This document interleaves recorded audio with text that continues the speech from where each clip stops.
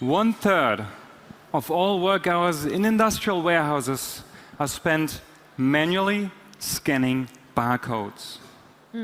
This translates to over 100 years of wasted time in Germany every single day.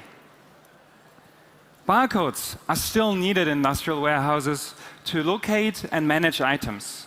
Still, 40% of those items still get misplaced because of manual errors.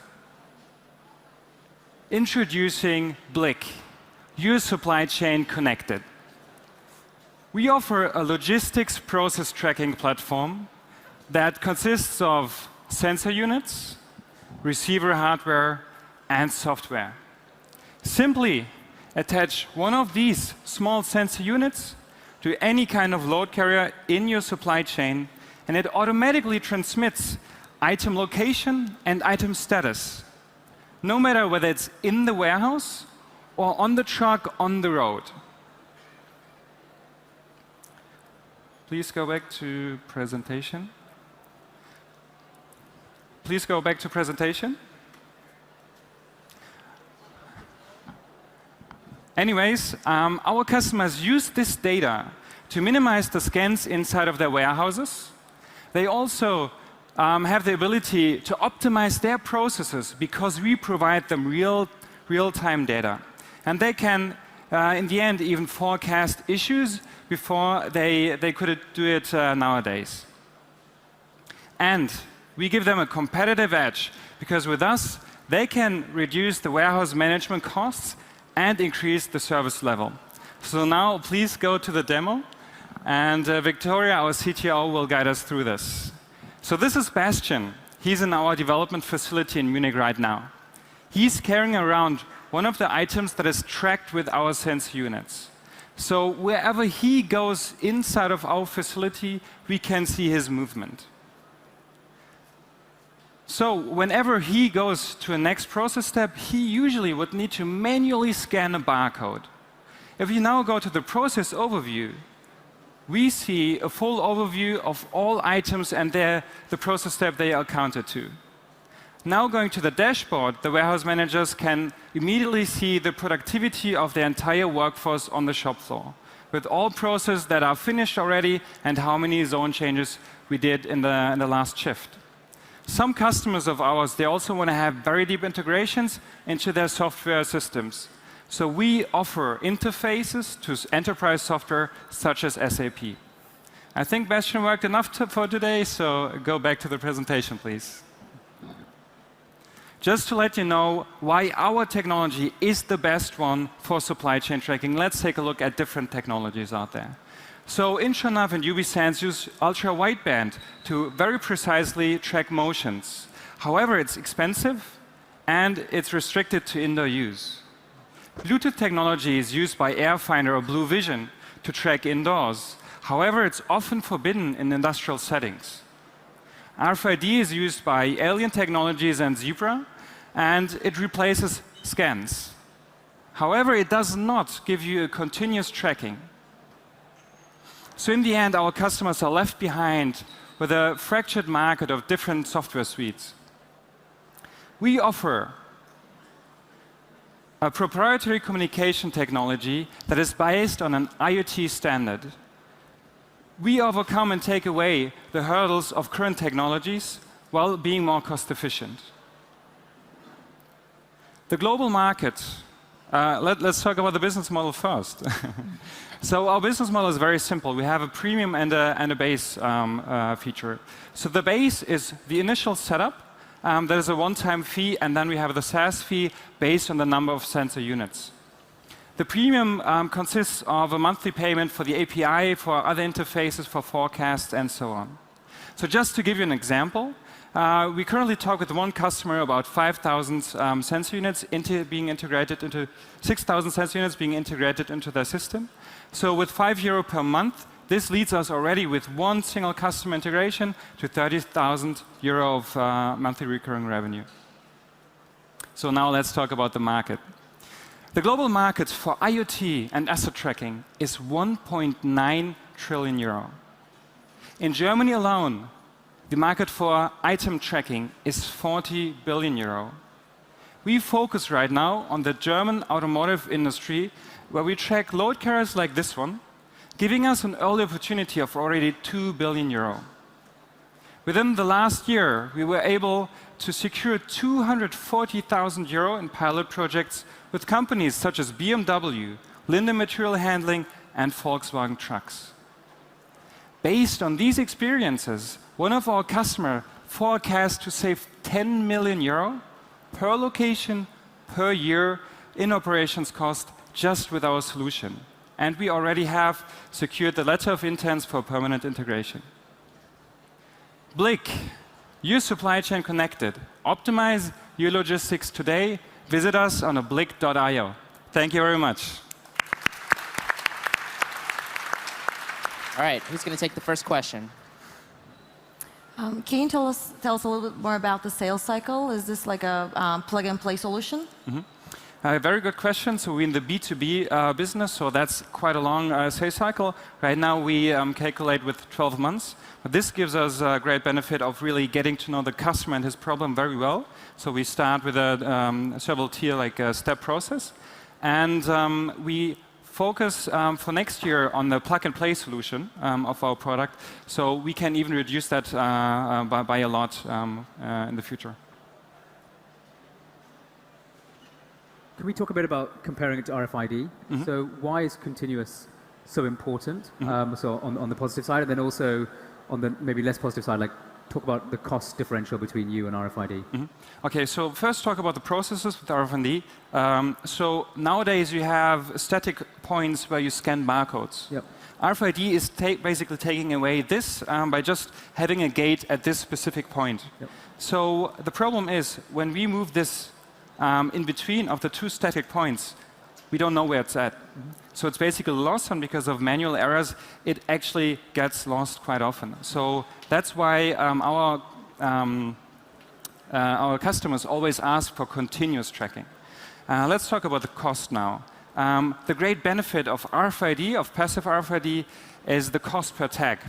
So you would need like 4 of those tags, amounting to maybe €1 for this one. But the problem is the gates cost quite a lot.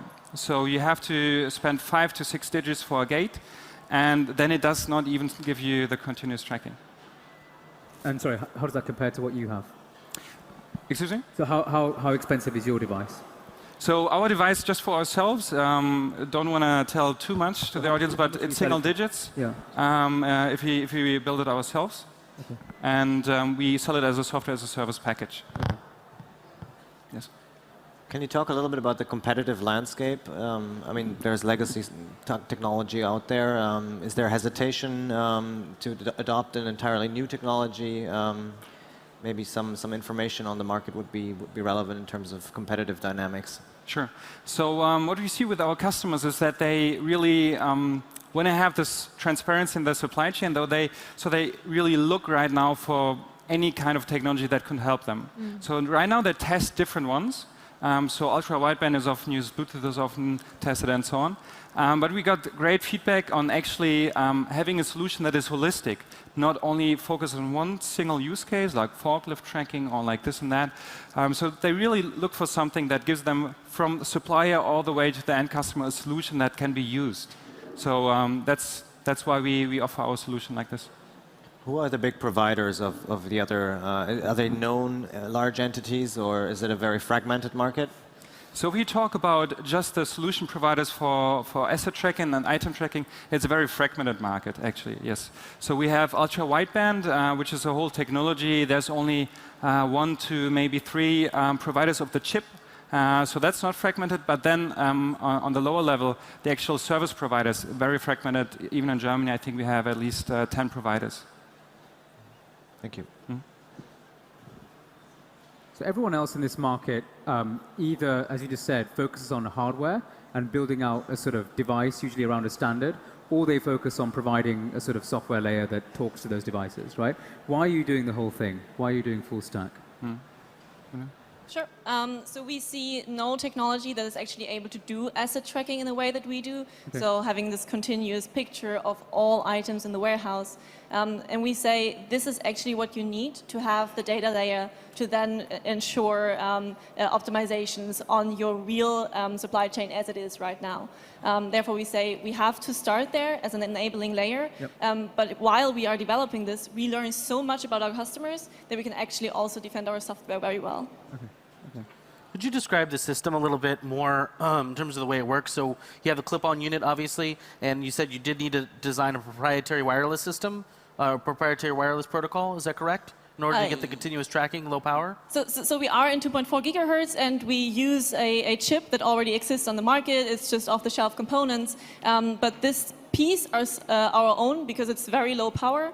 And then we develop the network stack of the communication layer. Okay, got it. And so would they need a proprietary then receiver locally?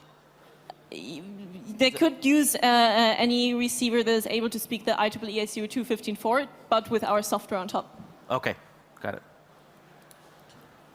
You want to tell us more about the team?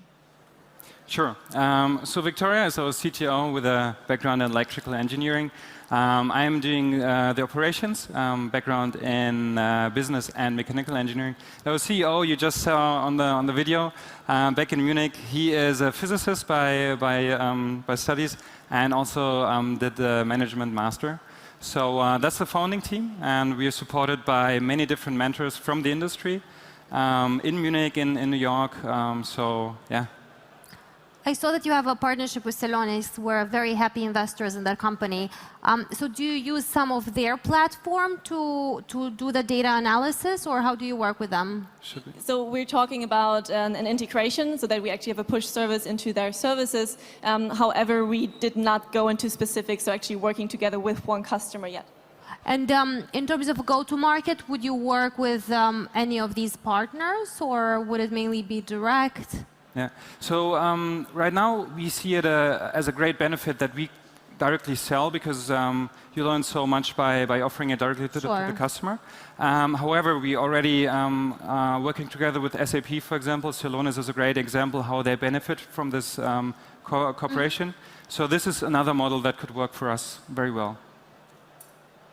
Is there a sales team in place already, or are you is it mainly the founding team still out there closing pilots? And could you? Is there a sales team? Is there a commercial team on board already, or are you planning to raise money to build that? So we actually just hired our first sales guy. He's probably watching it right now. So, so we do that everything by ourselves. So Sebastian, me, and the sales guy. So that's a great learning curve and very important for us as a company. And the next steps, there will be a sales team with the seed funding we secure.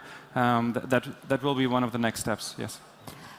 And is the vision to sell this product to a lot of people and become a large company that way?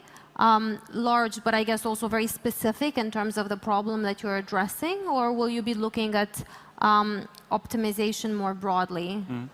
Very good question.